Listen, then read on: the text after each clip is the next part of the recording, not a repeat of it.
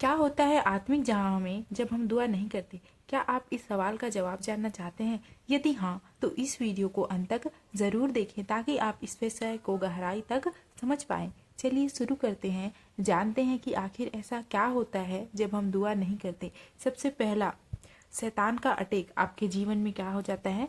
बढ़ जाता है। जी हाँ प्रियो, जब हम प्रार्थनाएं नहीं करते, परमेश्वर के अधीन नहीं बैठते, परमेश्वर की उपस्थिति में नहीं बैठते, तो शैतान हमारे जीवन में क्या करने लगता है? अटैक करने लगता है, आत्मिक रीति से भी और संसारिक रीति से भी। क्योंकि प्रार्थना एक आत्मिक भोजन है जो हमारे आत्मा को क्या करती है? तृप्त करती है और हमें नाना प्रकार की बुराइयों से बचाती है और शैतान की बुराइयों से हमें बचा के रखती है।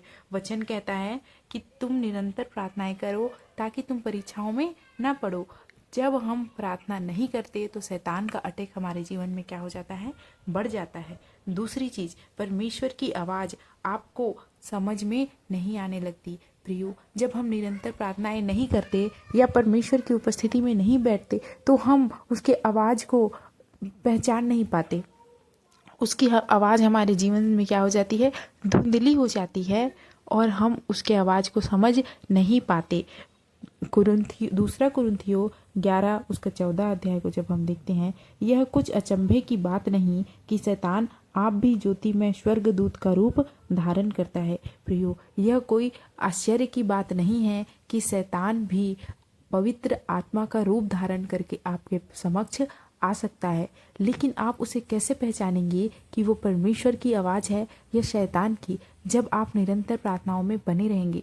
जब आप निरंतर प्रार्थनाओं में बने रहेंगे तो कुछ ऐसा होगा कि आपको पता होगा कि हाँ, ये मेरे पिता की आवाज़ है। आप उसकी आवाज़ को पहचान लेंगे। लेकिन जब आप प्रार्थना नहीं करेंगे तो आप उसकी आवाज़ को नहीं पहचान पाएंगे और उस शैतान के बहकावे में आके ऐसे काम को करेंगे कि जो परमेश्वर की ओर से नहीं होगा और आपको लगेगा कि मैंने तो ये परमेश्वर की आवाज़ को सुन के किया है, फिर क्यों मेरे काम बिगड़ रहे हैं। इसीलिए प्रियो, इन सारी चीज़ों से बचने के लिए हमें क्या करना है? निरंतर प्रार्थना करना है। तीसरी चीज़, समस्याओं के समय में उत्तर नहीं मिलना।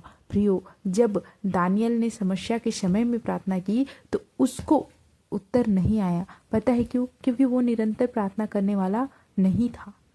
वो परमेश्वर की उपस्थिति में हर दिन बैठने वाला नहीं था, इसलिए उसको उत्तर नहीं आया। अगर आपको अपनी हर समस्या में, हर क्षण में।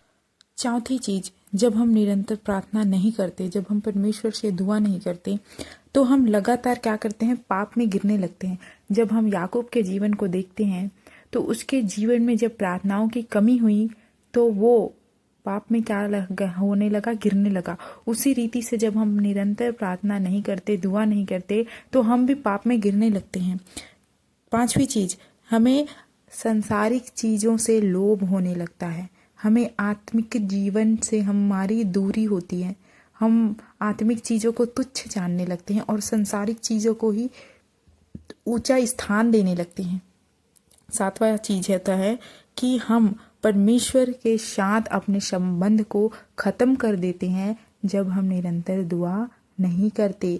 प्रियो, सोचिए अपने किसी मित्र के बारे में जो आपका बचपन में दोस्त था होगा और जब आपकी उनसे धीरे धीरे बातें बंद हुई होंगी तो उनसे आपका संबंध खत्म हो गया होगा।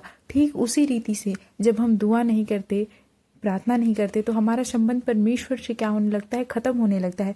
क्योंकि हम प्रार्थनाओं में सिर्फ प्रार्थना नहीं कर रहे होते, हम अपने पिता से बात कर रहे होते हैं और अपने संबंध को मजबूत कर रहे होते हैं। लेकिन जब हम प्रार्थना और दुआ करना छोड़ देते हैं तो वह संबंध धीरे धीरे खत्म होने लगता है। और जब हम अचानक से विपत्ति आने पे परमेश्वर के समक्ष जाते हैं ना, अपने संबंध को खत्म करने के बाद, तो हमें कोई उत्तर नहीं मिलता है। प्रियो, इसीलिए ज़रूरी है कि आप निरंतर और हर दिन परमेश्वर के समक्ष बैठें और उनसे दुआ करें और उनसे बातें करें। मैं आशा करती हूँ आपको आज का विषय समझ आया होगा। यदि आपको ऐसे ही और विषयों के बारे में जानना है तो हमारे चैनल को लाइक, शेयर और सब्सक्राइब जरूर करें और अपने किसी भी क्वेश्चन को आप कमेंट बॉक्स में छोड़ सकते हैं, हम उसका उत्तर आपको अवश्य देंगे। आप सभी को जय मसीह की।